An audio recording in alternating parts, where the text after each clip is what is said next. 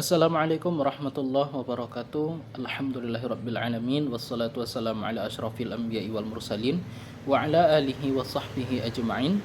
Asyhadu an la ilaha illallah wahdahu la syarikalah wa asyhadu anna sayyidina wa maulana Muhammad sallallahu alaihi wasallam. Perkenalkan, nama saya Muhammad Fatih Hidayah dengan akhiran NIM 04 atau dengan NIM 2414010004 dari kelas Pendidikan Agama Islam kelas A. Kali ini kita akan membahas tentang Al-Qur'an surah Yunus ayat 22 sampai 23 sebagai pemenuhan tugas tafsir tarbawi. Mari kita baca sama-sama ayatnya dan insya Allah akan kita kupas secara mendalam tentang kosakata, asbabun nuzul serta nilai-nilai pendidikan yang terkandung di dalamnya. Mari kita baca bersama-sama. A'udzu billahi minasy syaithanir rajim. Bismillahirrahmanirrahim. Huwallazi yusayyirukum fil barri wal bahri حتى إذا كنتم في الفلك وجرينا بهم بريح طيبة وفرحوا بها جاءتها ريح عاصف وجاءهم الموج من كل مكان وظنوا أنهم أحيط بهم دعوا الله مخلصين له الدين لئن أنجيتنا من هذه لنكونن من الشاكرين. Artinya adalah, dialah Allah yang menjadikan kamu dapat berjalan di daratan dan berlayar di lautan, sehingga kamu berada di dalam kapal. Lalu meluncurlah kapal itu membawa mereka dengan tiupan angin yang baik, dan bergembiralah karenanya. Kemudian datanglah badai dan gelombang menimpanya dari segenap penjuru, dan mereka mengira mereka itu telah terkepung bahaya. Maka mereka berdoa dengan mengikhlaskan ketaatan kepadanya seraya berkata, sekiranya engkau menyelamatkan kami dari bahaya ini, pasti kami termasuk orang-orang yang bersyukur. Al-Quran surah Yunus ayat 22. Nah, dalam ayat ini dapat kita lihat kosakatanya adalah, kalau kita lihat kosakatanya dalam Al-Quran surah Yunus ayat 23 ini banyak sekali yang dapat kita lihat. Yang pertama adalah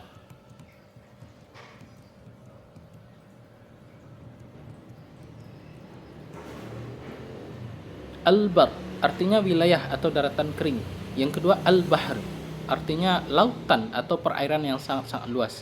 Yang selanjutnya Al-Fulk, artinya kapal atau transportasi.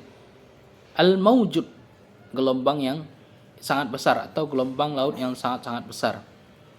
Nah, asbabun nuzul dari Al-Quran surah Yunus ayat 22 ini adalah penafsiran dari Al-Quran surah Yunus ayat 22 ini pada dasarnya tidak memiliki asbabun nuzul yang terkhusus dan yang terkait dengan satu peristiwa. Menurut penjelasan para mufassir seperti Ibnu Katsir, ayat ini diturunkan sebagai gambaran umum tentang sifat manusia, khususnya kaum musyrik pada zaman Nabi Muhammad SAW.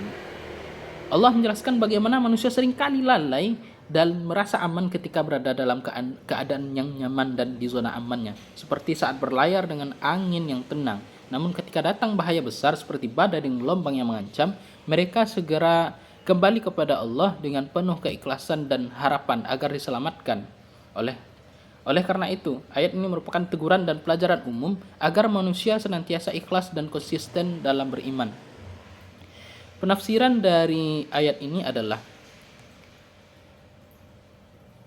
Allah dalam mengatur manusia itu punya kekuasaan yang menggambarkan manusia yang sering berubah-ubah dalam keimanannya. Allah menerangkan bahwa dialah yang memudahkan manusia berjalan di daratan dan berlayar di lautan, dalam kapal dan berlayar dengan angin yang tenang.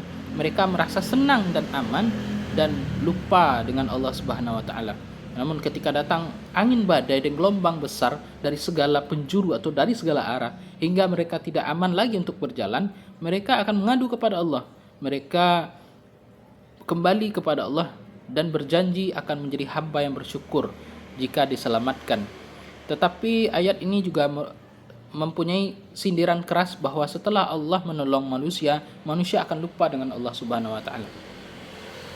Nah, nilai-nilai pendidikan yang kita ambil dari Yunus 22 ini adalah pentingnya menanamkan keimanan yang kokoh, yang kuat dan konsisten dalam setiap diri kita masing-masing.